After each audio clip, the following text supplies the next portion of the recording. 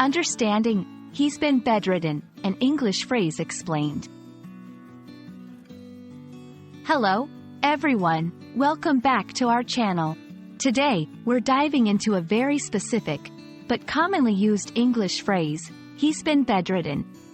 This might sound straightforward to some, but it packs a lot of meaning and context that's worth unpacking, especially for English language learners. So, let's get into it and demystify this phrase together. When we say someone has been bedridden, we are referring to a situation where a person is unable to leave their bed due to illness or incapacity. The key part here is been, which indicates that this is an ongoing situation that has lasted for some time. It's not just a day off because they're feeling a bit under the weather. It's more serious than that. This phrase is often used in both formal and informal contexts. In a medical setting, a doctor might officially state that a patient is bedridden. In everyday conversation, it might come up when discussing someone's health condition with friends or family. It's a word that conveys a significant level of severity concerning someone's health or ability to move. Let's break it down further.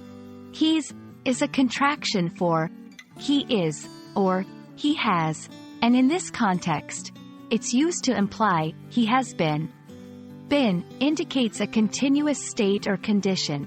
Bedridden combines bed with the suffix ridden to describe someone confined to bed. Understanding each component helps grasp the full meaning and use the phrase correctly in different contexts.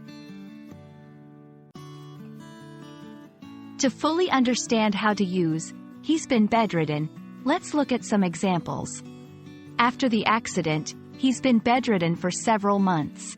Due to a severe flu, my grandfather has been bedridden since last week. These sentences give us a clear picture of situations where this phrase is applicable, emphasizing the duration and reason for being bedridden. Thank you for joining us in this detailed look at the phrase, he's been bedridden. We hope this video has illuminated not just the meaning but also the context and nuance behind this commonly used English phrase. Remember, understanding such phrases enriches your language skills and helps you communicate more effectively. Stay curious, and see you in our next video.